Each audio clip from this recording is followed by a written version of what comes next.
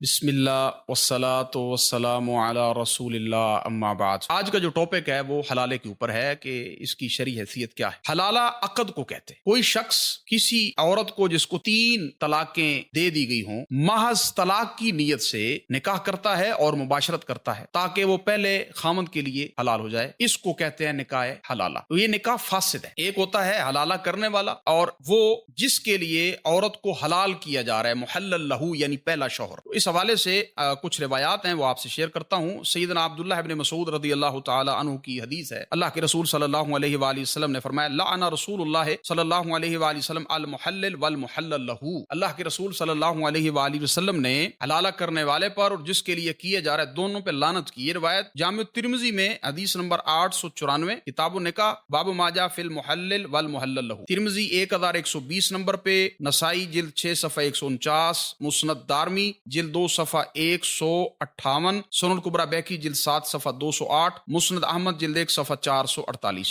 دوسری روایت سیدنا عقبہ بن عامر رضی اللہ تعالیٰ عنہ سے مروی ہے، اللہ کے رسول صلی اللہ علیہ وآلہ وسلم نے فرمایا میں تمہیں ادھار کے سانڈ کی خبر نہ دوں؟ یعنی ایک تو سانڈ ہوتا ہے نا، آپ خوبی جانتے ہیں اس لفظ کو، اور پھر ادھار کے سانڈ کی خبر۔ تو صحابہ نے کہا کیوں نہیں اے اللہ کے رسول صلی اللہ علیہ وآلہ وسلم؟ تو آپ صلی اللہ علیہ وآلہ وسلم نے فرمایا المحلل، حلالہ کرنے والا، لعن اللہ المحلل والمحلل لہو، وہ حلالہ کرنے والا ہے، اللہ نے حلالہ کرنے والے اور جس کے لیے کیا جا رہا ہے دونوں پر لعنت کی۔ یہ حدیث آپ کو ملے گی صحیح ابن ماجہ کے اندر 1572 نمبر پہ، کتاب النکاح ہے، باب المحلل والمحلل لہو، ارواء الغلیل للالبانی جلد 6 صفحہ 309، ابن ماجہ 1936 نمبر پہ، سنن دارقطنی جلد 3 صفحہ 251، مستدرک حاکم جلد 2 صفحہ 199، سنن الکبریٰ بیہقی جلد 7 صفحہ 308۔ یہ 2 حدیث ہو گئی۔ ان 2 حدیث کی روشنی میں ہم یہ بخوبی سمجھ سکتے ہیں کہ لعنت اسی کام کے اوپر ہوتی ہے جو حرام ہوتا ہے جی، اور ہر حرام کام کیا ہوتا ہے؟ ممنوع ہوتا ہے، اور ہر ممنوع کام اس عقد کے فاسد ہونے کا متقاضی۔ ٹھیک ہے، تو سبل السلام جلد 3 صفحہ 1336 پہ آپ یہ بحث پڑھ سکتے ہیں۔ سیدنا عمر رضی اللہ تعالیٰ عنہ کے فرماتے ہیں کہ عہد رسالت میں لوگ حلالے کو بدکاری شمار کرتے تھے۔ یہ بھی مستدرک حاکم میں جلد 2 صفحہ 199، طبرانی اوسط جلد 4 صفحہ 267، امام حیثمی نے اس کے رجال کو صحیح کے رجال کہا ہے۔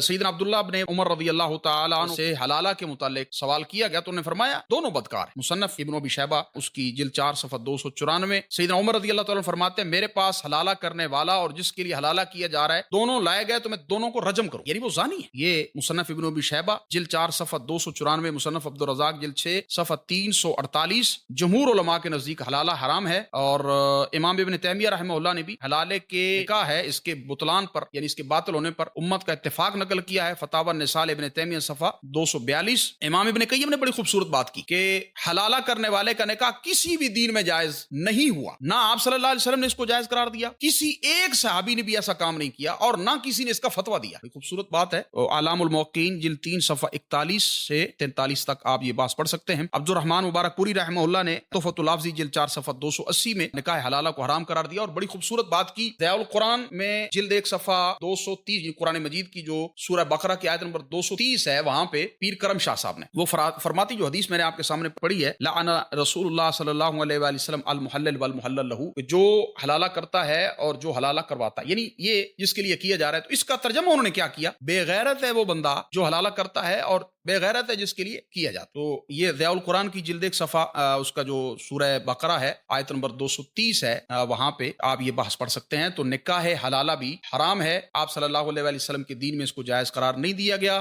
یہ زنا کا ایک رستہ ہے، اس کو بہرحال بند ہونا چاہیے، نہ کسی صحابی نے کیا اور نہ کسی صحابی نے اس کے جواز کا فتویٰ دیا۔ اللہ سے دعا کرتے ہیں اللہ پاک مجھے آپ کو دین سمجھنے اور اس پر عمل کرنے کی توفیق دے۔ وآخر دعوانا ان الحمد للہ رب العالمین۔